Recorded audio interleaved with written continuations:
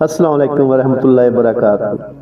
सर्दियां आ गईयां ते अज तुहानू तुहाडा अपना सूफी एजाज दसेगा कि अलसी दियां पिन्नियां किदां बनाईदियां ने। ते अलसी दियां पिन्नियां ठंड विच खाण दा अपना ही स्वाद इहदे विच होवे, थोड़ी जी मूंगफली। ते आओ हुण चलदे आपां जिस समान की चाहीदा। अलसी चाहिदी सानू 1 किलो।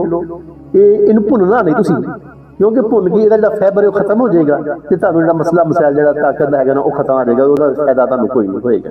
उस तो बाद तुसीं लेना ਚੱਕੀ ਦਾ आटा, घर ਦੀ गंदम ਦਾ पीसिया होया लाल आटा ਜਿਹਨੂੰ ਕਿਹਾ ਜਾਂਦਾ, ਇਹਦਾ ਹਮ ਵਜ਼ਨ ਹੋਵੇ।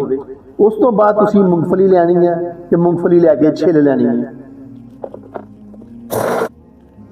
लो जी अलसी असी लई ग्रैंड कर ते ये देख लो तुसीं हुण इहदे विच मोटा मोटा दाना जिहा रखिया सी ताकि मूँह च आएगा तो पता चलेगा अलसी खा रहे। कल्ला नूं पाउडर बना दिंदे ते मज़ा नहीं सी होना खाण।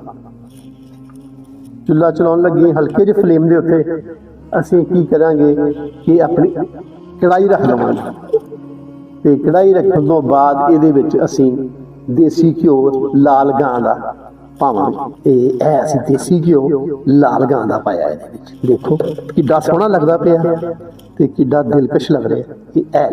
ਇਹ ਕਾਫੀ ਇਹਦੇ ਵਿੱਚ ਜ਼ਿਆਦਾ ਪਾਵਾਂਗੇ ਤੇ ਫਿਰ ਪਿੰਨੀ ਜੁੜੇਗੀ ਨਹੀਂ। ਇਹ ਲਓ ਬਿਸਮਿल्लाह रहमान रहीम। ਹੁਣ ਅਸੀਂ ਇਹਨੂੰ ਫਰਾਈ ਕਰ ਲਵਾਂਗੇ ਚੰਗੀ ਤਰ੍ਹਾਂ ਦੇ ਨਾਲ।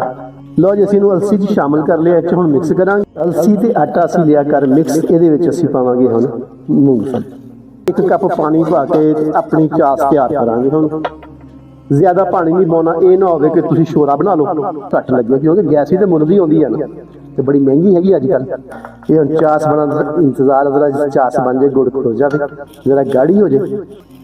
ਚਾਸ ਹੋ ਗਈ ਸਾਡੀ ਤਿਆਰ। ਇੰਨੀ ਕੁ ਬਣਾਉਣੀ ਜਿਹਦੇ ਵਿੱਚ ਇਹ ਚੀਜ਼ਾਂ ਮਿਕਸ ਕਰ ਲਿਆ ਤੁਸੀਂ। ਤੇ ਹੁਣ ਤੁਸੀਂ ਬਿਸਮਿल्लाह ਰਹਿਮਾਨ ਇਹਨੂੰ ਇਹਦੇ ਵਿੱਚ ਮਿਕਸ ਕਰ ਦੇਣਾ।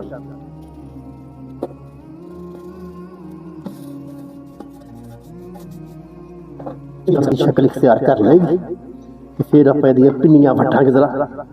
क्या बात, हाले तो पिन्नियां बननियां दी, कैसा खूबसूरत नज़ारा।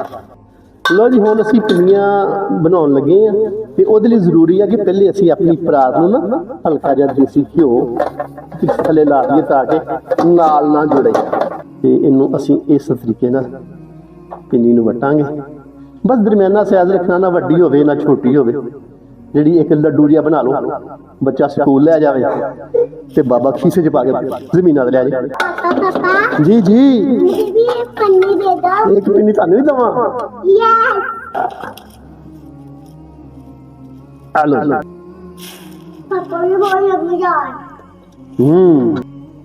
ਲੋ ਜੀ ਪਿੰਨੀਆਂ ਤਿਆਰ। ਹੁਣ ਵੱਡੇ ਖਾਣ ਬੱਚੇ ਖਾਣ ਤੇ ਮਜ਼ੇ ਕਰਨ, ਸਾਡਾ ਕੰਮ ਖਤਮ।